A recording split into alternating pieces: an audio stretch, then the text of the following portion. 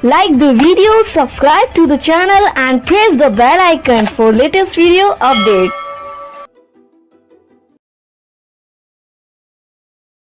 Hello everyone, welcome at Smart Learning Lectures. Friends, first of all I am really sorry कि मैं videos इतना late upload कर रही हूँ। एक्चुअली नेक्स्ट टाइम से मैं कोशिश करूँगी कि ऐसा नहीं हो और हर वीक में एक वीडियो अपलोड कर दूँ। गाइज, अब तक तो आप सबको पता चल ही गया होगा कि हमारे नेक्स्ट एग्ज़ाम की डेट आ गई है 6 अक्टूबर टू 11 अक्टूबर। सो फिर से जमकर अपनी प्रिपरेशन में लग जाइए और मैं भी कोशिश करूँगी कि जो टॉपिक मोस्ट इम्पॉर्टेंट है, जिससे हर बार क्वेश्चंस आते हैं, नेक्स्ट वीडियो उन पे लेकर आऊँ।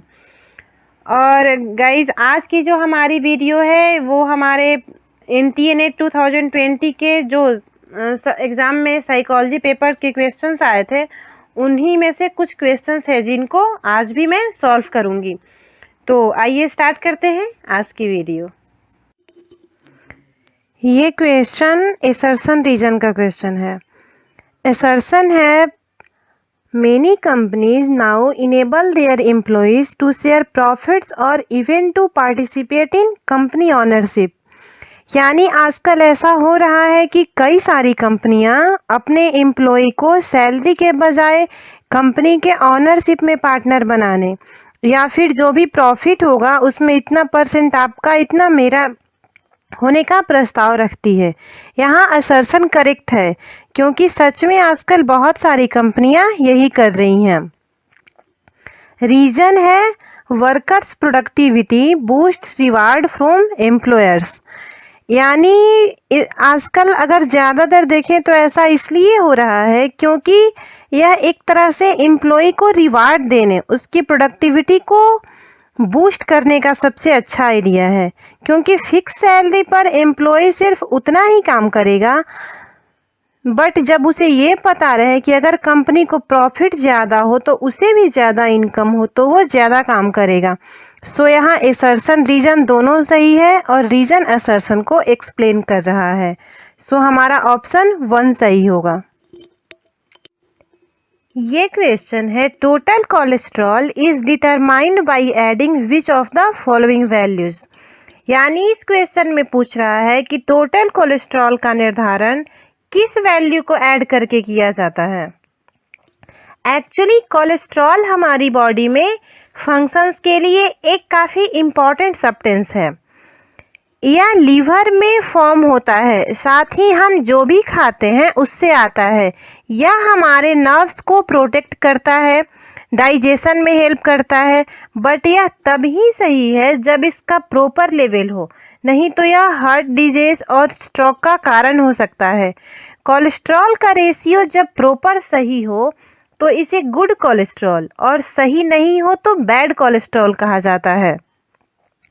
हाई डेंसिटी लिपोप्रोटीन या HDL को गुड कोलेस्ट्रॉल कहा जाता है। लो डेंसिटी लिपोप्रोटीन या LDL को बैड कोलेस्ट्रॉल कहा जाता है। LDL का लेवल जितना हाई हो, हार्ट अटैक का रिस्क उतना ज़्यादा होता है।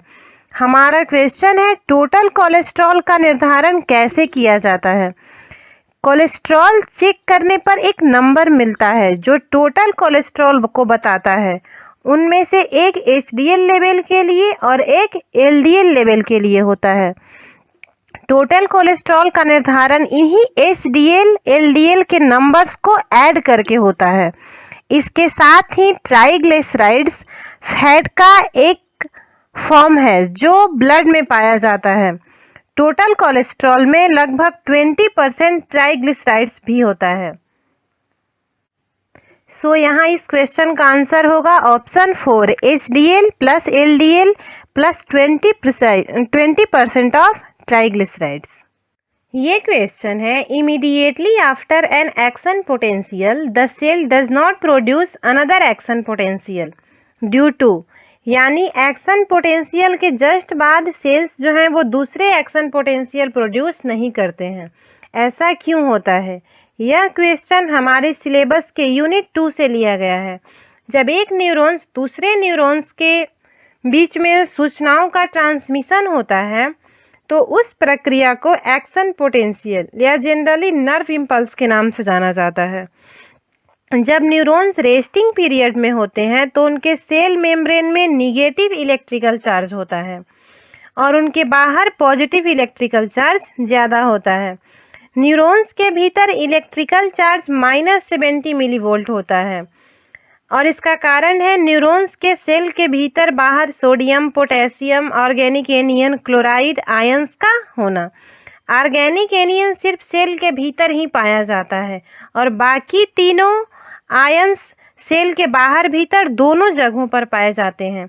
इनमें पोटेशियम जो है वो सेल के भीतर अधिक और क्लोराइड और सोडियम सेल के बाहर अधिक होते हैं।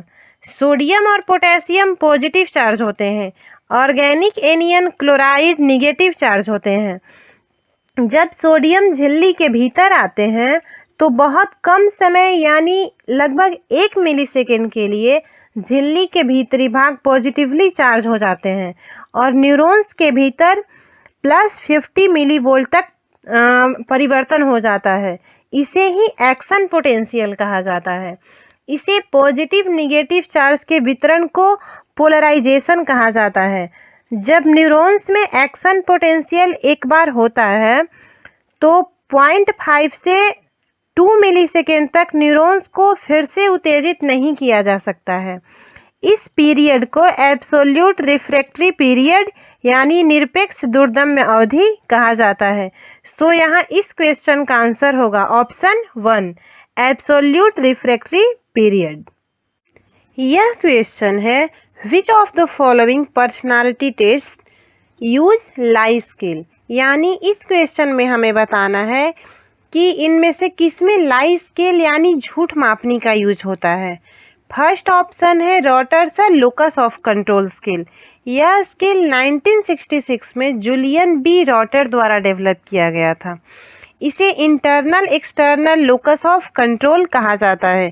जब हमारे लाइफ में जो कुछ भी होता है उसके लिए जब हम खुद को रिस्पॉन्सिबल मानते हैं तो वह इंटरनल लोकस ऑफ कंट्रोल कहा जाता है, और जब सराउंडिंग्स, किस्मत, बाहरी चीज़ इत्यादि को इसके लिए रिस्पॉन्सिबल मानते हैं तो वह एक्सटर्नल लोकस ऑफ कंट्रोल कहा जाता है। इसमें लाई स्केल का कहीं भी यूज नहीं होता है। सेकेंड ऑप्शन है आइजिंग पर्सनालिटी क्वेश्चनायर। इसको 1956 में हंस आइजिंग ने मार्सले हॉस्पिटल में डेवलप किया था। स्टार्टिंग में इसमें सिर्फ 2 बीमा थे, इंट्रोवर्जन, एक्सट्रोवर्जन, और इमोशनली स्टेबल अनस्टेबल को मेजर किया गया था इससे। बाद में 1965 में इसमें एक और बीमा साइकोटिसिज्म को जोड़ा गया। फिर कुछ टाइम के बाद इसमें चौथी बीमा प्रोनेंस टू लाई को ऐड किया गया। सो इस स्केल में लाई स्केल का यूज होता है इस क्वेश्चनायर में। थर्ड ऑप्शन है मिनीसोटा मल्टीफेजिक पर्सनालिटी इन्वेंट्री, जिसे शॉर्ट में MMPI कहा जाता है। इसे 1940 में हाथावे और मैकिनले ने डेवलप किया था। MMPI में 10 स्केल्स और 4 वैलिडिटी स्केल्स को रखा गया है। इसमें hypochondriasis, depression, convention, hysteria, psychopathic masculinity femininity, paranoia, psychasthenia, schizophrenia इत्यादि 10 स्केल्स, और साथ ही lie frequency, correction and can not say, यानी इसमें जो 4 वैलिडिटी स्केल्स हैं उनमें लाई स्केल को इंक्लूड किया गया है। फोर्थ ऑप्शन है एडवर्ड्स पर्सनल प्रेफरेंस शेड्यूल या EPPS। इसको 1954 में एडवर्ड ने डेवलप किया था। EPPS में कॉमन ट्रेट्स यानी जो ट्रेट्स सील गुण कम या ज़्यादा हम सब में पाए जाते हैं उनको मेजर किया जाता है, बट इस पर्सनालिटी इन्वेंट्री में लाई स्केल इंक्लूड नहीं है। सो यहाँ इस क्वेश्चन का करेक्ट आंसर होगा option 2, Eysenck personality questionnaire and Minnesota multiphasic personality inventory. यह क्वेश्चन मैचिंग टाइप क्वेश्चन है, जिसमें एक साइड में डेप्थ परसेप्शन से रिलेटेड कुछ कॉन्सेप्ट और दूसरे साइड में डिस्क्रिप्शन दिए गए हैं, हमें उन्हें मैच करना है। इसमें फर्स्ट है a laboratory device for testing depth in infants and young animals. यानी एक ऐसा डिवाइस जो नवजात बच्चे और यंग एनिमल्स में डेप्थ परसेप्शन की टेस्टिंग के लिए यूज़ किया जाता है।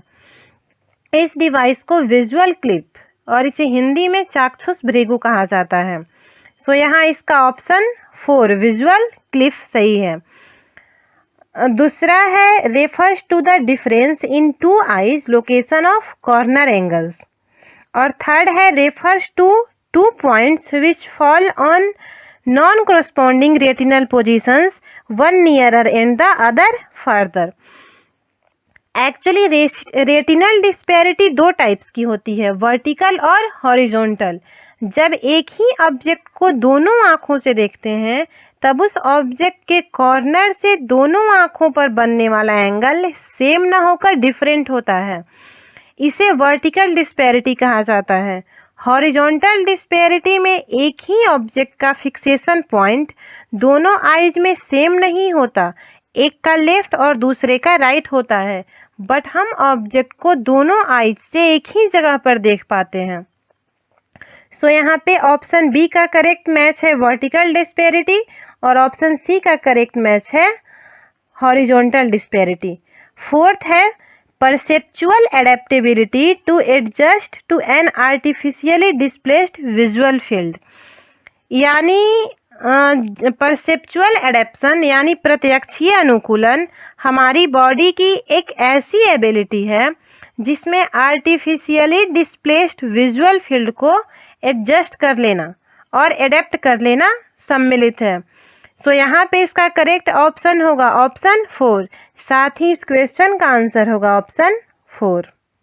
ये क्वेश्चन सोशल साइकोलॉजी से है।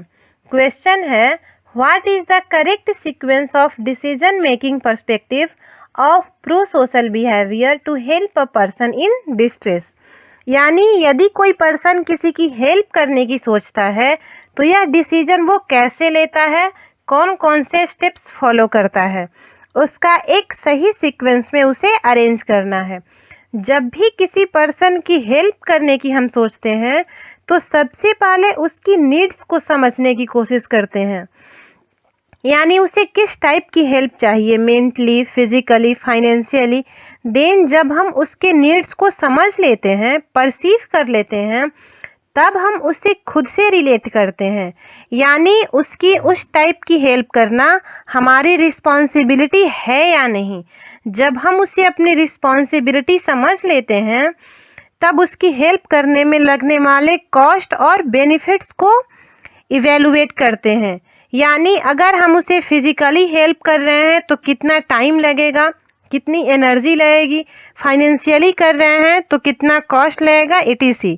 जब फाइनली ये तीनों स्टेप्स कंप्लीट हो जाते हैं देन हम ये डिसाइड करते हैं कि हमें उस पर्सन की हेल्प करनी है या फिर करनी है और कैसे करनी है।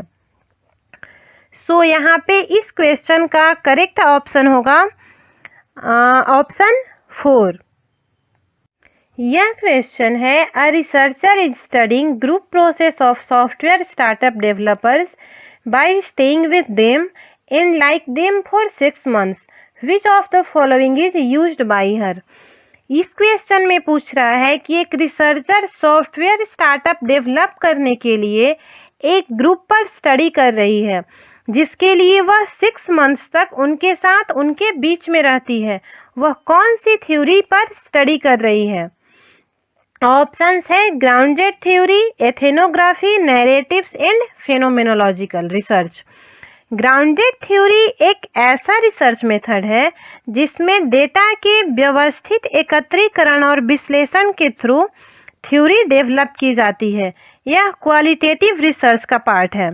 सेकेंड ऑप्शन है एथेनोग्राफी यानी निर्जाति वर्णन। इसमें रिसर्चर स्टडी के लिए उन लोगों के बीच में रहकर स्टडी करती है, उस ग्रुप के लोगों से डेटा लेने के लिए उन लोगों के रिटन डॉक्यूमेंट्स जैसे लोक कथाएं, महाकाव्य, उनके लाइफस्टाइल, डेली यूजेस की चीज़ों से डेटा लेती है। सो इस क्वेश्चन के अकॉर्डिंग इसका आंसर होगा ऑप्शन बी एथेनोग्राफी। नैरेटिव्स भी क्वालिटेटिव रिसर्च का ही एक रूप है। यह डेटा को इकट्ठा करने से ज़्यादा उसके मानवीय नॉलेज पर फोकस करता है। अब फेनोमेनोलॉजिकल अर्थात घटना विज्ञान में किसी विशेष घटना के अनुभव पर फोकस किया जाता है। इसमें खासकर उन्हीं लोगों को स्टडी के लिए चुना जाता है जो उसी घटना का अनुभव कर चुके होते हैं। सो इस क्वेश्चन का आंसर होगा ऑप्शन बी, एथेनोग्राफी। यह क्वेश्चन रीइंफोर्समेंट तथा उसके टाइप से ली गई है। एक साइड में टाइप्स और दूसरे साइड में डिस्क्रिप्शन दी गई है, हमें उन्हें मैच करना है। इसमें फर्स्ट ऑप्शन है a reinforcement that reinforces a response at unpredictable time intervals, यानी जब एक निश्चित टाइम पर पुनर्बलन फिक्स नहीं हो, यानी कभी उसे 10 सेकेंड पर, कभी 30 सेकेंड पर, कभी 20 सेकेंड पर, ऐसे में जब उसे पुनर्बलन दिया जाए किसी रिस्पॉन्स के बाद, तो इसे वेरिएबल इंटरवल रीइंफोर्समेंट कहा जाता है। यानी इसमें टाइम फिक्स नहीं होता है कि रिस्पॉन्स को कितने समय के बाद पुनर्बलन दिया जाएगा। सो इसका करेक्ट मैच होगा variable interval schedule. Option B है a reinforcement that reinforces a response only after a specified time has lapsed, यानी इसमें इस टाइम जो है उसमें एक टाइम फिक्स रहता है कि इतने रिस्पॉन्स के बाद उसे रीइंफोर्समेंट दिया जाएगा, जैसे प्रत्येक 10 सेकेंड पर या प्रत्येक 20 सेकेंड पर, यानी जहां टाइम फिक्स हो, इसे फिक्स्ड रेशियो शेड्यूल कहा जाता है। थर्ड है a reinforcement that reinforces a response after an unpredictable number of responses, यानी जब रीइंफोर्समेंट देने के लिए रिस्पॉन्स फिक्स नहीं होता है, जैसे कभी 10 बार रिस्पॉन्स किया गया तो पुनर्बलन दिया जाता है, कभी 12वें बार में, कभी 15वें बार में, यानी अनप्रेडिक्टेबल नंबर ऑफ रिस्पॉन्सेस के बाद जब पुनर्बलन दिया जाए तो इसे वेरिएबल रेशियो शेड्यूल कहा जाता है। फोर्थ है a reinforcement that reinforce a response only after a specified number of responses, यानी इसमें रिस्पॉन्सेस का नंबर फिक्स रहता है, यानी प्रत्येक 10वें रिस्पॉन्स या प्रत्येक 12वें रिस्पॉन्स के बाद रीइंफोर्समेंट दिया जाता है, इसे फिक्स रेशियो इंटरवल कहा जाता है। सो इस क्वेश्चन का करेक्ट आंसर होगा यहाँ पे ऑप्शन 4। यह क्वेश्चन है which is the correct sequence of speech and language development according to Vygotsky. Vygotsky के लैंग्वेज डेवलपमेंट थ्योरी यानी भाषा विकास सिद्धांत का जो फर्स्ट स्टेज है वो है प्रिमिटिव स्टेज यानी आदिम अवस्था। यह स्टेज 4 to 8 मंथ्स का माना जाता है। जब बच्चा कुछ भी बोलना स्टार्ट करता है, जैसे कू, गा, बा, उसका कोई मीनिंग नहीं होता, बस एक साउंड प्रोड्यूस होता है, उसे प्रिमिटिव लैंग्वेज कहा जाता है। सेकेंड स्टेज है नाइव स्टेज, 8 to 10 मंथ्स। इस स्टेज में बच्चे बोलना सीखते हैं और वो जो भी वर्ड बोलते हैं उसका मीनिंग, पर्पस को समझे बिना बच्चे ऐसा बोलते हैं। जैसे अगर बच्चा डॉगी बोलता है तो वह बोलना चाह रहा है यह मेरा डॉगी है या फिर डॉगी कहाँ है। इस स्टेज में ग्रामर स्ट्रक्चर्स की कमी पाई जाती है। थर्ड स्टेज है एक्सटर्नल स्टेज यानी बाहरी अवस्था। इस स्टेज में बच्चा कोई वस्तु के यूज से वर्ड्स को डिनोट करता है। इसमें बच्चा माई डॉल, माई फादर इन टाइप्स के छोटे छोटे सेंटेंसेस वर्ड्स यूज़ करता है, इसलिए इसे ईगोसेंट्रिक स्पीच कहा जाता है, क्योंकि इसमें अक्सर बच्चा मैं, मेरा, मुझको जैसे वर्ड्स यूज़ करता है।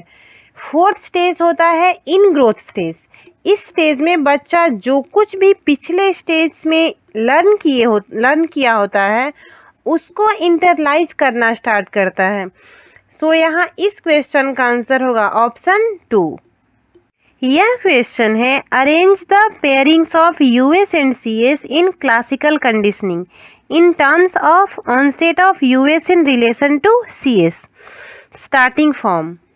यानी इस क्वेश्चन में क्लासिकल कंडीशनिंग थ्योरी जो इवान पेवलोव द्वारा दिया गया है, जिसमें यूएस यानी अनकंडीशनल स्टिमुलाई और सीएस यानी कंडीशनल स्टिमुलाई के लिए रिलेशन को स्टार्टिंग से अर्लीस्ट के सीक्वेंस में अरेंज करना है।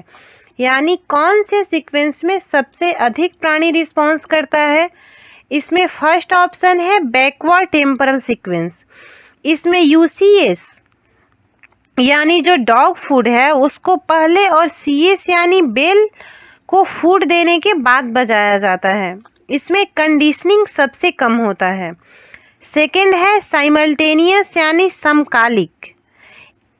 इसे यूएस और सीएस में साथ साथ दिया जाता है। इसमें यानी डॉग फूड और बेल दोनों एक साथ प्रेजेंट किया जाता है। ऐसे में कंडीशनिंग की पॉसिबिलिटी बहुत कम होती है। थर्ड है डिलेड सीक्वेंस। इसमें सीएस यानी बेल को पहले बजाया जाता है और डॉग फूड देने तक बेल को बजाया ही जाता है, बस बेल बजता रहता है।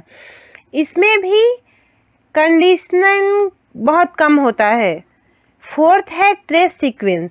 इसमें सीएस यानी बेल को पहले कुछ सेकंड के लिए बजा दिया जाता है और उसके बाद बेल को हटाने के तुरंत बाद उसको डॉग फूड दिया जाता है।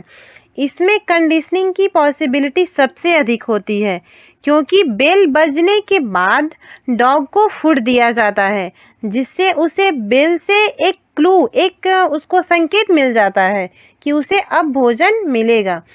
सो यहाँ पे इस क्वेश्चन का फर्स्ट ऑप्शन करेक्ट है।